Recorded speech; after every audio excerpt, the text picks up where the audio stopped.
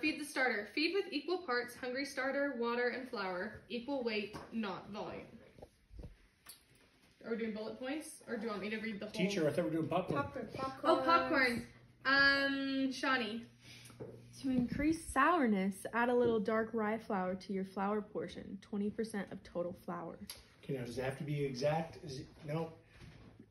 With the starter, you can you want the texture to be right, and the truth is, I know I said you start with 3 ounces and you go 3 and 3, but if you wanted to, you could put 1 ounce of hungry starter in there and 5 ounces of flour and water, and it would all turn into starter.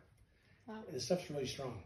But as we start off, and we're just kind of new to this, I just want you to learn the ratios of a third and third and third until you figure it out. So, good. All right, fed starter, who's up? Oh, Harley. Fed starter will take about 4 hours to become active. Use the float test to determine if it's ready to make your dough. Remember the float test? Yeah. Okay. Okay, so if I feed my starter, 4 hours later, I can use that. To start making the dough. Yep. If it's floating. Okay, now you want to hear a couple of hacks and cheats that if you want to speed things up. Do they call that the leaven? Yeah. Okay. Yeah. So if you don't want to wait for it, so you're kind of in a hurry, you want to kind of get things going. If you I microwave water, I don't get it hot, but I get it nice and warm, and I use that to feed the starter, and it takes it from 4 hours to about 2. Wow. It literally, because it's all temperature based. So why would you not do that every time?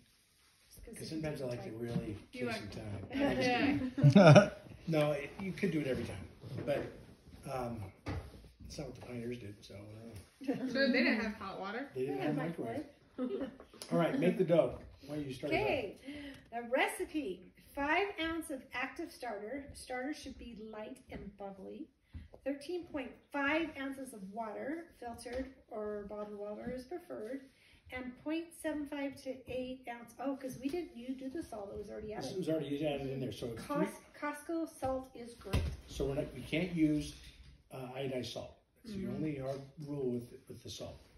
Any sea salt will be just fine. It'll say red on any container of salt you buy. This is non-iodized salt, so that's where you want to go. All right. And how come it doesn't work? Sorry. Question. What's that? How come it doesn't work? Because the iodine in the salt fights with the bacteria and the enzymes in the starter, and they battle it out, and you lose a lot of the healthiness of the starter. Gotcha. Which is also true with metal containers.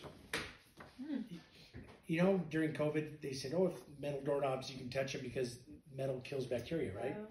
Well, it also kills the bacteria in your starter, which is healthy bacteria. So try to avoid, if you can, I mean, using a metal utensil is fine, but just for the starter, I'm really careful with the starter. It's the one area where I don't mess around with too much.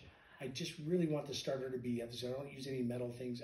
I've mixed the dough in metal before. I mean, all my mixers are metal, but the starter, I really try to be pure with that and just keep it. So don't use a fork to mix it up. Go ahead. You'll be fine. No, you'll be fine. But I know. Preferably, I always use a rubber spatula. Rubber spatula. Okay. But I think you would be fine if you used a fork. But yeah. That's You're a little superstitious now, aren't you? About the iodine Wear the same socks every time. When they do surgeries, they take iodine because it kills bacteria. So the iodine in the salt is going to kill the bacteria. Right. The good bacteria. Okay, Kristen, you're next. Mix by hand or with mixer until all flour is absorbed into the dough. Let it rest. Wait, go ahead. Yeah, keep going. You keep going. Let it rest for 15 minutes.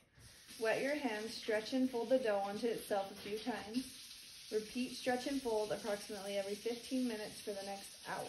We do it 4 times. So there it makes it sound like 4. I always, in the classes, we always do 3, and that's all you really need to do. But it doesn't hurt to do a 4th. But and again, if you go 20 minutes in between, it's fine. But you're going to want to we want to test the gluten strands and then let them relax. And then test them, relax at least 3 times. And the last time you saw it was just a couple of folds, and it got tight really quick, and that's what we want. And you just leave it on the counter. You don't cover it, or if I'm going to keep an eye on it, I know I'm not going to go upstairs and end up watching a show for a half hour. Then if I'm going to stay down there, I don't need to cover it because I'm going to get right to it. But I do always keep a spray bottle around. I always spray them just so the air doesn't dry it out.